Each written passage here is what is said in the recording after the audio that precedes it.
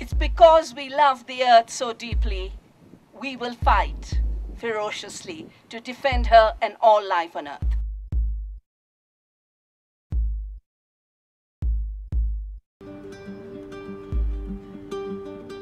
J'ai décidé de m'engager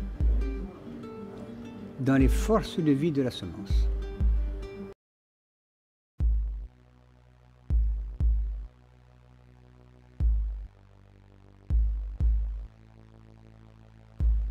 Les seules plantes qui sont capables de mobiliser les traces de phosphate qu'il y a naturellement dans le sol, ce sont des anciennes variétés.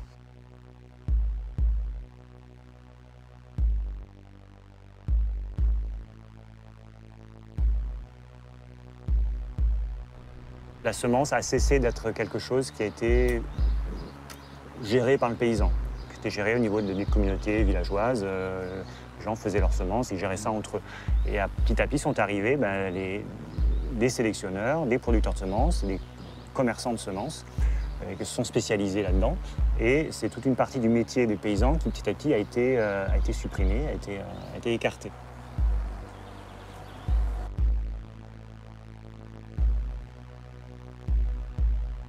Moi, je dirais qu'il y a une certaine satisfaction de pouvoir travailler sa matière. Vous avez pu faire ça, vous aviez la liberté de faire ça, Simon, du temps où c'était vous qui dirigez l'exploitation, on pouvait replanter son propre grain. Mais on ne savait pas du tout ce que...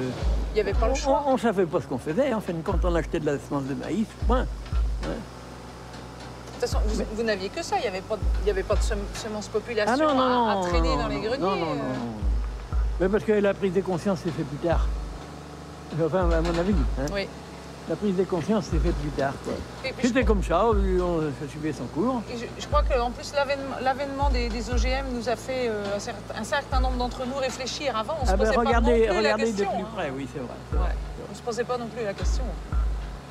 Mais il y a quelque chose de fort quand même là-dedans. Parce que on fait la nique un peu aux semenciers quand même.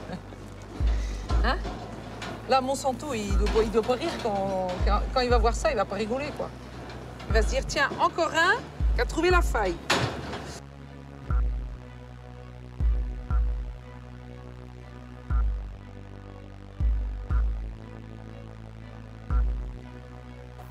Le sélectionneur, l'obtenteur qui crée une nouvelle variété ou qui fabrique une nouvelle variété est quand même empoisonné par le fait qu'il suffit de semer le grain récolté pour la reproduire. Donc il n'a pas de marché véritablement, donc son travail n'a pas de valeur. Donc c'est une très vieille revendication des sélectionneurs de créer une forme de droit de propriété sur le vivant. C'est quand même une situation extraordinairement inquiétante, puisque on a l'industrie des semences, l'activité semencière maintenant est entre les mains, c'est-à-dire les semences c'est la vie. L'activité semencière à l'heure actuelle est entre les mains des fabricants de produits en side, c'est-à-dire des fabricants de morts. Je sais très bien qu'on va voir sur le dos les fabricants d'agrotoxiques qui, eux, ils ont la main sur le cœur et ils disent « notre but, c'est de nourrir la planète ». Mais le but du système, c'est pas, encore une fois, de nourrir l'humanité, ils s'en foutent. Le but, c'est de faire des profits, quel que soit le coût pour l'humanité.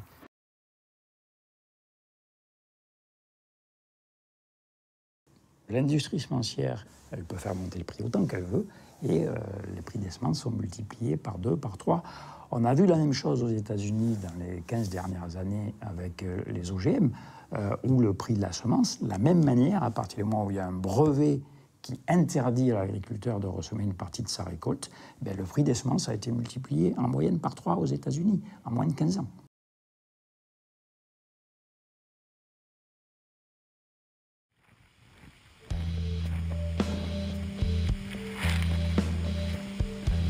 Alors, qui sont les industriels qui contrôlent le marché des graines?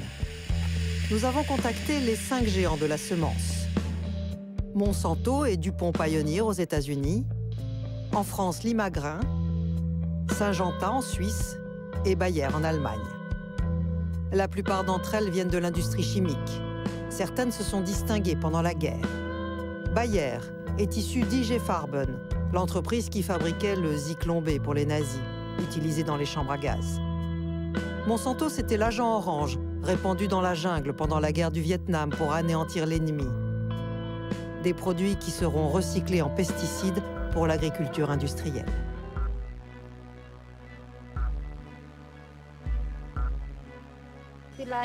Il a semé le coton OGM et les plantes n'ont pas bien poussé.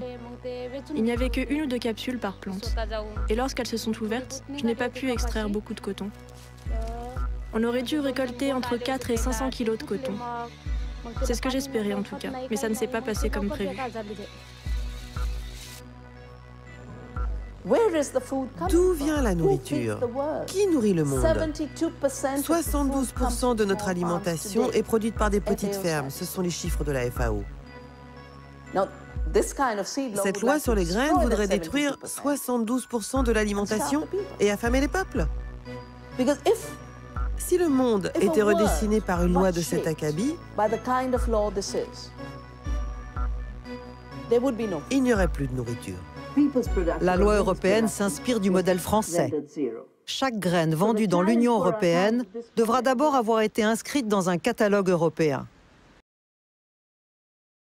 Mais faut-il la faire évoluer la société dans l'évolution de l'homme, dans l'indépendance de l'homme, mais pas dans la dépendance. Et moi, si je vous dis ça, c'est parce que j'ai compris que j'étais comme ça, avec mon ammonitrate et mes désherbants, mes fongicides, mes insecticides. J'étais comme ça, j'étais lié. Il faut donc nous libérer. Et c'est ça, la société de demain.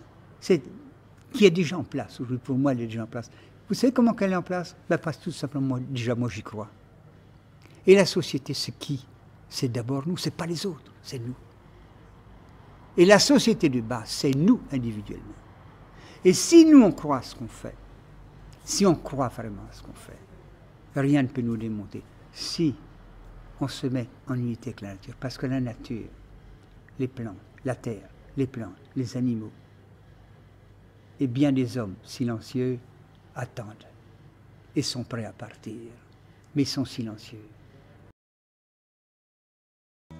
This is a very, very ancient wheat called Mundi Bisi. C'est un blé très ancien qu'on appelle le Mundi, aussi vieux que l'agriculture. C'est le genre de variété que Monsanto a essayé de breveter. Est-ce qu'ils ont réussi? Nous les avons combattus et nous avons gagné. Ils ont retiré leur brevet. Alors maintenant, ils votent de nouvelles lois qui imposent l'uniformité à travers l'inscription obligatoire dans un catalogue. Et l'affaire Cocopelli a amené cette question dans l'agenda politique de manière très claire. Nous devons écrire des lois positives, tout en résistant aux lois négatives.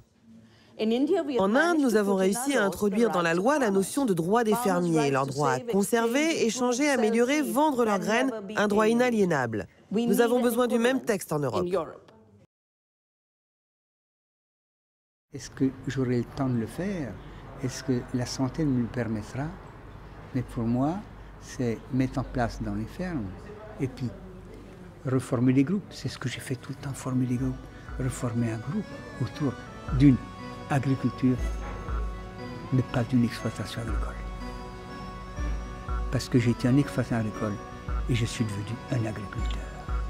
Et dans tout domaine de la société, nous avons les arts. Nous devons être des artistes. Et l'agriculture, c'est l'art de travailler la terre. Vous comprenez ça? Et c'est ça que j'ai en moi, c'est ça que j'ai compris, c'est ça que je vais transmettre. Et c'est beaucoup plus fort que le souci économique et financier. Il faut d'abord travailler ça.